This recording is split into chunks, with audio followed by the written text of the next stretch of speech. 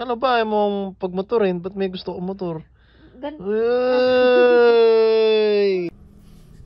Good morning! Good morning! Baka nagtataka po kayo kung bakit po ako nagkaroon ng motor or bakit walang vlog yung part na bumili ako ng motor. Pues, ito yung ipapanood ko sa inyo ngayong araw at ipapanood ko sa inyo ang punot dulo at ugat kung bakit ako bumili ng motor. Wala, bigla na lang ako na-impluwensya nung bumili ng helmet sila Gloco. Tapos syempre, ano ang kasunod ng helmet?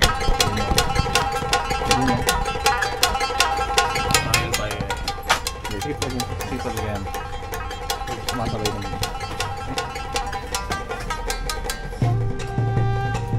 Hindi naman wag dito. Dito sa part na to.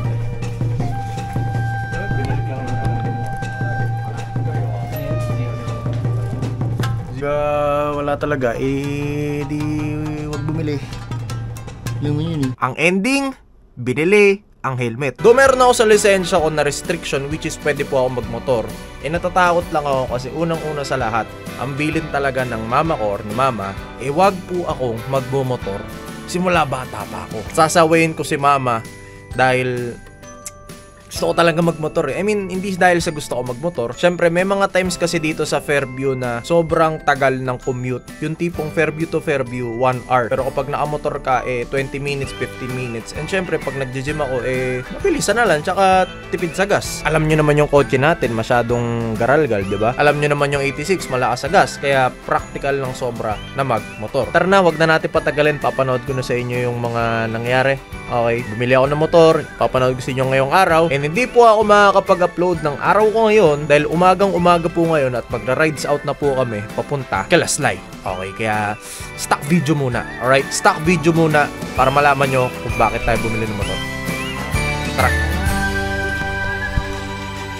So guys, nandito ako ngayon kila Gloco, kila Neil, kila Trinil, kila John, aka sa Pinoy's Realm, mga kaibigan. Okay, nandito si Neil, my friend. So ngayon guys, okay, huling vlog natin, nagtitingin lang tayo ng motor. But ngayon, gampanan na natin lahat, okay? Nandito yung helmet natin. Oh, showing! We got this thing. Meron na tayo ng Cardo Ball, hindi si Cardo Dalisa yan. Salamat kay manager. Uy, pwede yan. Pwede na. Pwede na. Transition yun na. Itong motor na bibiling ko ay para din sa hanat kay Hikaru. Hikaru, pero ako lang talaga gagamit. Ma, kung napapanood mo to, ito ang dahilan ba't kita binigyan ng 1,000 kaninang umaga. Turn a 10 piece to a 20 quick. I got money busting out the money clip. Make a call and hit another lick. Someone get the money counter, I can keep on thumbing it. Turn a 10 piece to a 20 quick. I got money busting out the money clip. Make a call and hit another lick. Someone get the money counter, I can keep on thumbing it. Okay, I'ma hit for 20 off a laptop. In a Zoom meeting, making money is my backdrop. Ballpoint base hit harder than a Sorry ma. He told her ride me like I'm Epcot. Whoa, whoa, I've been doing road on the go, go, get it back. Good day, manager. Ma, pasensya na ma kung pinapanood ko to ma. Lukso ng dugo, nakita ko. Kasi, karamdahan ako. I came, I saw, I conquer, I break the law. Wala nang atrasan to ma, bayaran ko na. Sabi nila bawal na daw ibalik, so pasensya na. Pero ang ganda ng helmet mo, may karto pa. Tinanong nga ako kahapon sabi ni Hikaru, ano yung binayaran mo 13K? Mic lang, may mic ka na pang stream. Hindi, mic lang.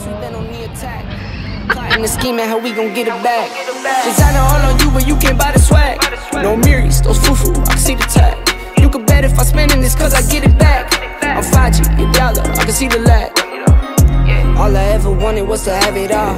Got Ba't nakangiti Mas parang, mas malaki pa yung ngiti ko nung binili ko to kaysa binili ko yung sports car. Ay, view!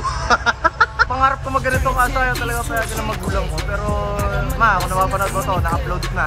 Ay, nabili mo na Nabili ko na. Hindi ko alam kung nakangiti ba ako ngayon habang ina-upload ko, pero probably. Laki naman ang susi mo. Ay, isa ka na nga, laki na rin susi mo. Ayan, pang-thumbnail. Kasi may mukha nila na Ha? Sukat mo niya.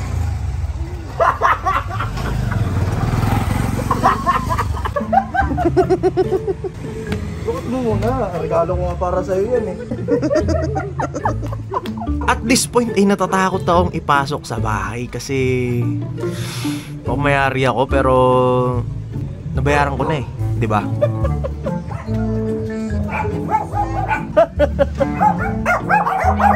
Niyata ka talagang bata. Ewan ko sa'yo. Turn a 10 piece to a 20 quick. I got money busting out the money clip. Make a call and hit another lick. Someone get the money counter, I can keep on thumbing it. Turn a 10 piece to a 20 quick. I got money busting out the money clip. Make a call and hit another lick. Someone get the money counter, I can keep on thumbing it.